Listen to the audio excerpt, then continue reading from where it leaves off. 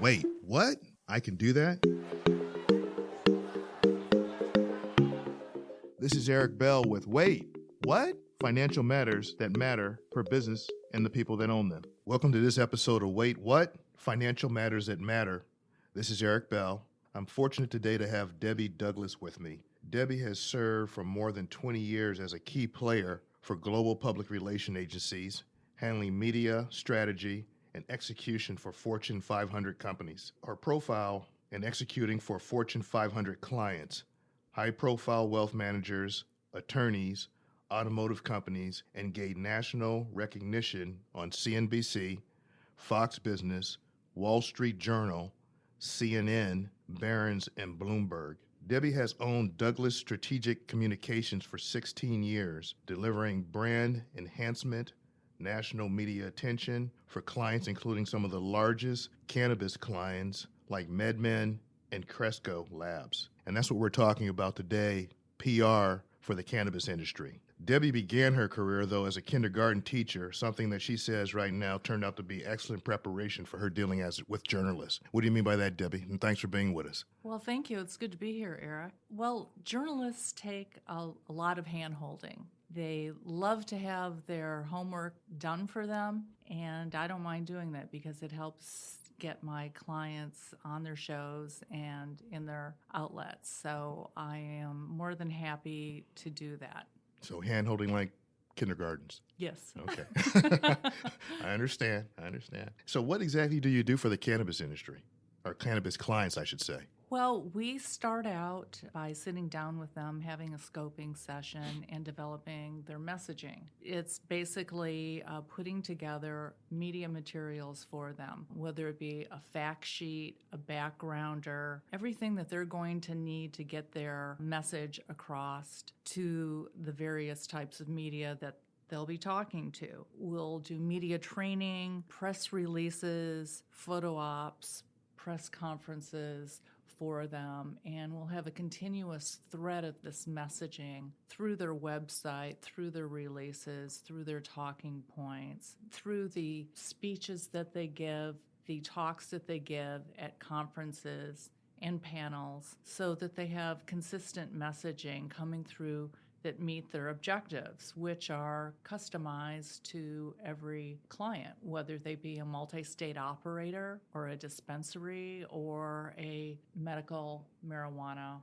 education client. I wanted to take a step back, Debbie, and just ask you about PR in general. A lot of people, I don't think they think about public relations and how important it is for any company, let alone cannabis. Can you talk a little bit about why it's important to have your public relations in place and to have someone like you in place? Well, if you think about public relations, it's word of mouth on steroids.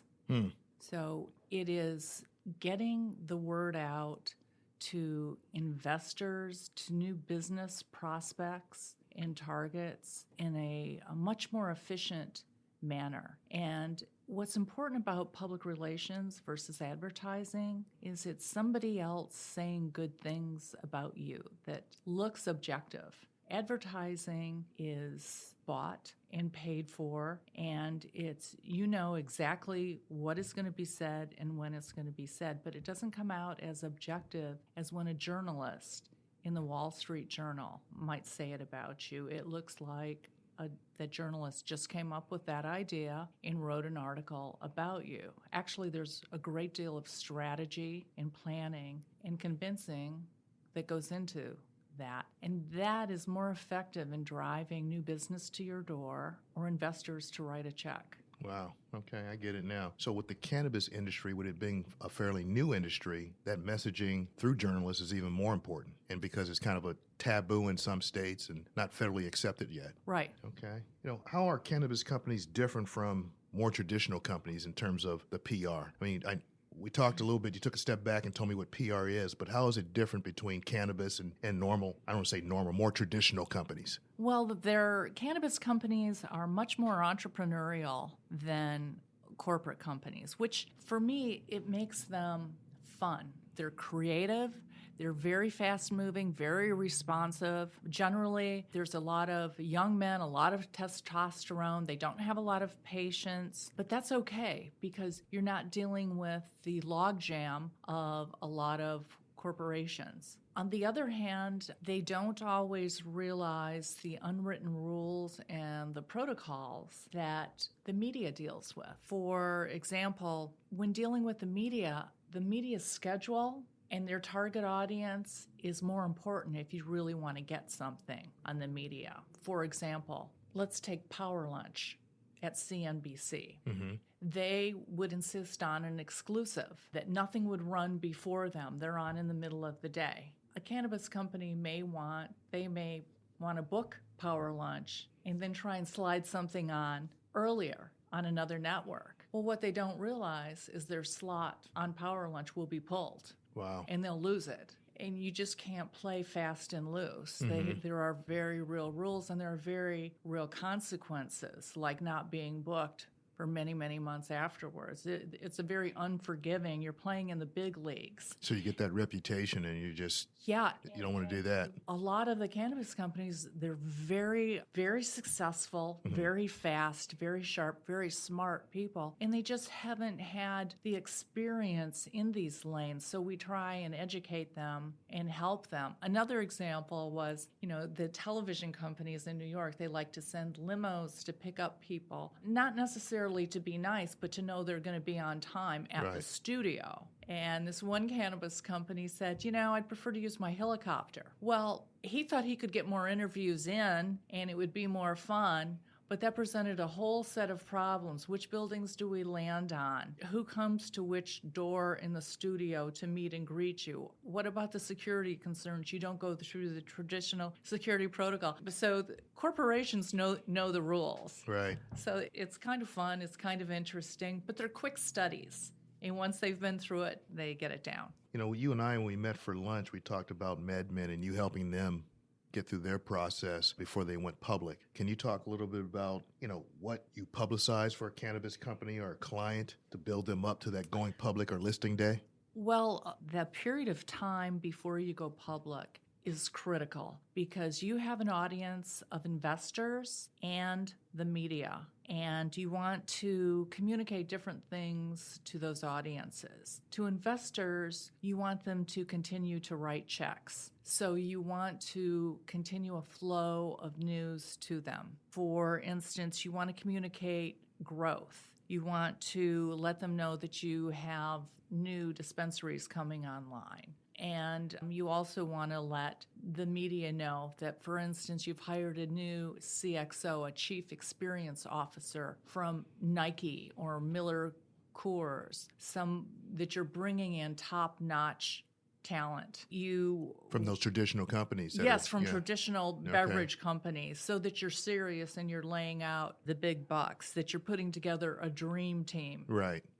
Because that makes this sense. Is what investors also look at, the That's management. Right. And you want to comment on legislative developments that are happening so that you are starting to become a thought leader. And if there are any community initiatives, which usually get started a little bit later, but sometimes we get those started, or any conferences like MJ Biz, which is coming up just next week in Las Vegas. Mm-hmm.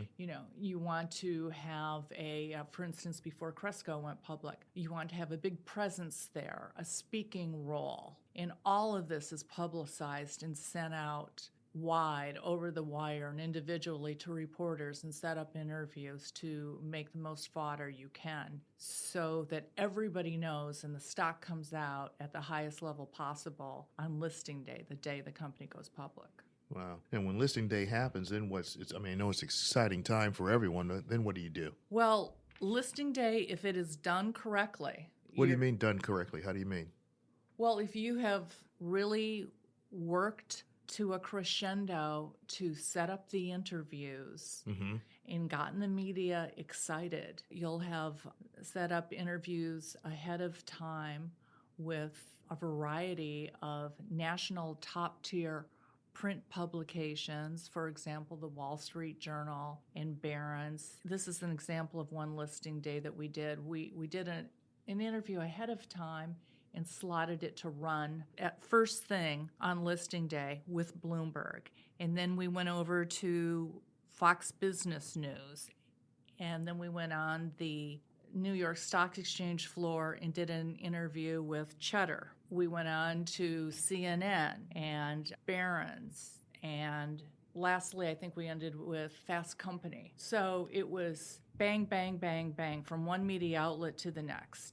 Started with a wire service, went to broadcast, went to another broadcast, went to Wall Street Journal, went to Barron's, went to Fast Company. And then and I had the client was complaining that they didn't have anything to eat. They barely had time to stop because we were crisscrossing New York. Right. Because you can't say, well, I'd like this interview first and then go down the block and the next interview. It's how the interviews are placed. Got to get in where you can fit in, huh? But I'll tell you, one of the finest moments I had is when the CEO called me that night and he said, "You made my listing day dreams come true." Wow. Debbie. And you've been doing it for a long time, not for traditional companies also. I want to remind everybody of that. You don't just work with cannabis, you work with traditional companies also. Oh, absolutely. Yeah, absolutely. And have been for many, many years, yeah. How would you describe the current state of the cannabis industry right now? What's your thoughts around the cannabis industry? Well, it's a bit like an emerging country. It has a quasi-shadow over it, but it is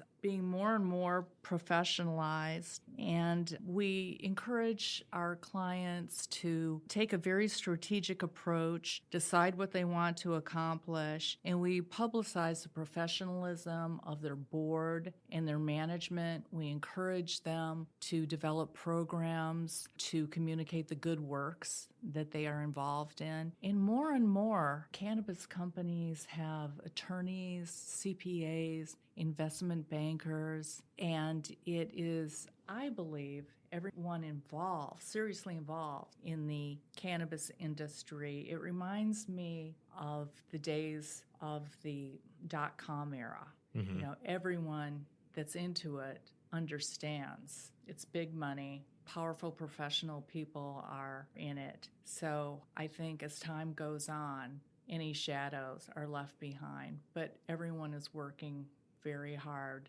with the community to do good works, to even make it more so sooner. Yeah, I agree with you. I think it's like the .com in the early stages, but one of the challenges is the legality of it. Right. So it seems like once we get over that hurdle from a federal sense, it should be clear out also, I would think. And the sooner the better. And then, you mentioned also the professionalism that they're bringing to their leadership team. That's a key component also. When you take people from Nike or Reebok or wherever you get them from and you bring them into your institution and just, build around them or have them build the traditional business model around the cannabis industry. Right. I'll be at MJBiz conference, the largest cannabis conference in the world next week. It happens every year in December in Las Vegas. And it is amazing how professional, how many attorneys, investment bankers, CPAs are there. When you talk to someone like my mom, who's in her 80s, she thinks it's just a bunch of potheads. That's the misperception I think that's out there, big time. It drives me crazy. I was at a networking event, and a private equity